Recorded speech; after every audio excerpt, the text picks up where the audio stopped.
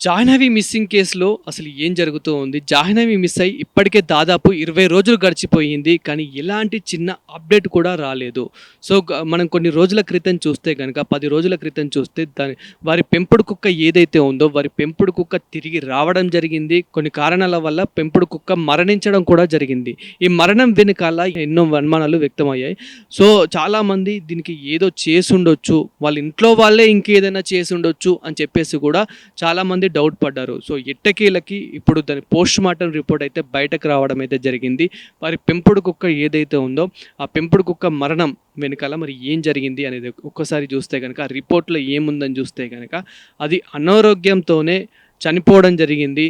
దానికి సరైన తిండి లేక, అదే విధంగా అది దాదాపు 3 రోజుల పాటు, దాదాపు 4 రోజుల పాటు సరిగ్గా తినకుండా మళ్ళీ తిరిగి రావడం జరిగింది. అప్పటి నుండే కొంచెం అనారోగ్యంతో కొంచెం సిక్ అయ్యి అయితే కనిపిస్తూ ఉంది అని చెప్పేసి కూడా పోలీసులు కూడా చెప్తూ ఉన్నారు.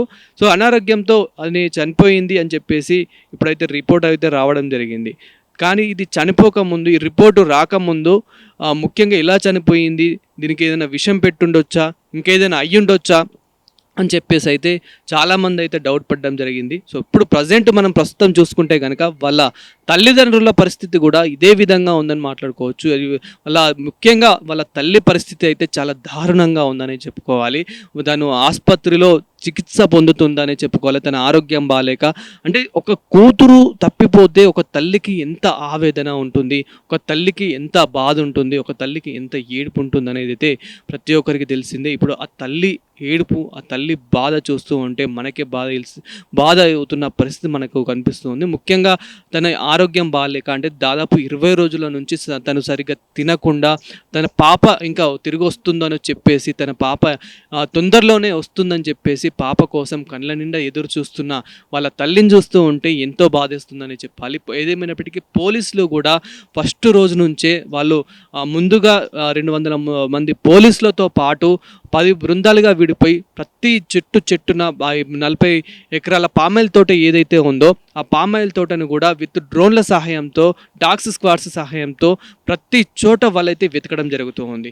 ఏదేమైనప్పటికీ వాళ్ళు దొరకకపోవడం వల్ల మళ్ళీ ఎన్డీఆర్ఎఫ్, ఎస్డీఆర్ఎఫ్ బృందాలతో వారి సహాయంతో ఆ సిబ్బందితో దాదాపు 500 నుంచి 1000 మందికి పైగా సిబ్బందితో అక్కడున్న గుట్టలు, కొండలు, ఏదైతే 500 ఎకరాల అడవి అంతా గాలిస్తూనే ఉన్నారు. ఇప్పటికీ గాలిస్తూనే ఉన్నారు. అదేవిధంగా ఇప్పుడు కాకినాడ జిల్లా తుని మండలం సిహెచ్ అగ్రహారం ఏదైతే ఉందో, సో ప్రతి చోట ప్రతి సీసీ కెమెరాని, ప్రతి ఆటో వాళ్ళని, ప్రతి బస్ కండక్టర్లను కానివ్వండి, ప్రతి డ్రైవర్లను కానివ్వండి, ఇటు పక్క రైతులను కానివ్వండి, ఎవరైతే పనిచేసుకునే వారు ఉన్నారో వాళ్ళని కానివ్వండి, ప్రతి ఒక్కరిని ఎంక్వైరీ చేస్తూనే ఉన్నారు. ఏ ఒక్కరిని కూడా వదలడం లేదు. ఫైనల్గా ఇప్పుడు క్రైమ్ టీమ్ కూడా ఇందులోకి అయితే ఇన్వాల్వ్ అవ్వడం అయితే జరిగింది. ముఖ్యంగా ఇందులో ఎవరైనా ఉన్నారనంటే కనుక ఇప్పుడు అక్కడికి ఎవరైతే ఆ జీడి గింజలు ఏరుకోవడానికి ఎవరైతే వస్తూ ఉంటారో వాళ్ళ మీద కూడా అనుమానాస్పదంగా వాళ్ళ మీద కూడా ఇప్పుడు ఎంక్వైరీ అయితే చేయడం అయితే జరుగుతూ ఉంది. వాళ్ళు కూడా ఏదైనా చేసి ఉండొచ్చా, వాళ్ళు కూడా కిడ్నాప్ చేసి ఉండొచ్చా, వాళ్ళు కూడా ఎక్కడికైనా తరలించి ఉండొచ్చా అనే కోణంలో కూడా వాళ్ళైతే ఆలోచించడం జరుగుతుంది. అదేవిధంగా ప్రభుత్వం నుంచి ₹1,00,000 అందజేస్తామని చెప్పేసి కూడా మీరు జాహ్నవి ఆచూకీ తెలిపిన వారికి ₹1,00,000 అందజేస్తామని చెప్పేసి కూడా వాళ్ళు ప్రభుత్వం నుంచి కూడా ఆఫర్ చేయడం కూడా జరిగింది. ఏదేమైనప్పటికీ జాహ్నవి ఆచూకీ ఇప్పటికీ ఏమాత్రం అంతు చిక్కలేదు, ఏమాత్రం ఇప్పటికైతే కనిపించడం లేదు. మరి జాహ్నవి ఎక్కడ ఉండొచ్చు, ఎలా ఉండొచ్చు? ఇక్కడ ఇంకో వైపున చూస్తే ఆస్ట్రాలజర్స్ చాలామంది ఇక్కడికి చేరుకున్న పరిస్థితి మనం చూస్తూ ఉన్నాము. ఆస్ట్రాలజర్స్ కూడా జాహ్నవి బ్రతికే ఉంది, జాహ్నవి 100 కిలోమీటర్ల లోపే ఉంది, జాహ్నవి సిహెచ్ అగ్రహారం లోపే ఉంది అని చెప్పేసి ఎవరికి తోచినట్టు, ఎవరికి వీలైనట్టు వాళ్ళు చెప్తూనే ఉన్నారు. అంటే ఏదేమైనప్పటికీ ఈ ఆస్ట్రాలజర్స్ని అంటే మరీ డీప్గా నమ్మి ఇలా హోప్ పెట్టుకోవడం కూడా ఎంతవరకైనా కరెక్ట్ కాదు.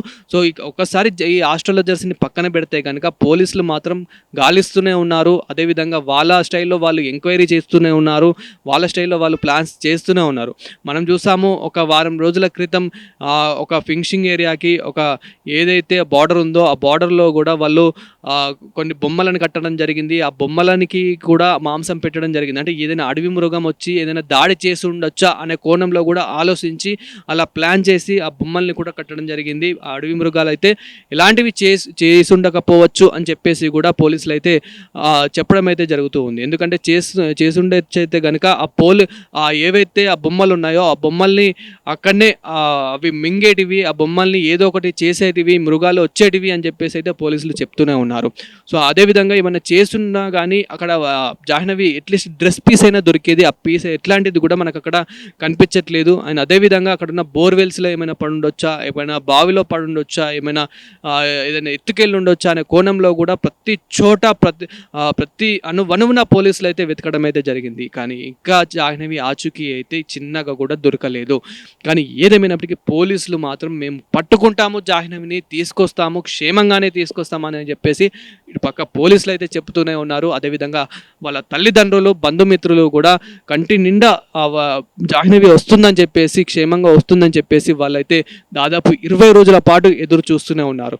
మనకి ఒక్కరోజు కన్న బిడ్డ కనిపించకపోతేనే కన్న తల్లి ఆవేదన తల్లడిల్లడం మనం అయితే చూస్తూ ఉంటాం. అలాంటిది 20 రోజుల పాటు పాప కనిపించకపోవడం అనేది చాలా బాధాకరంగా ఉంది.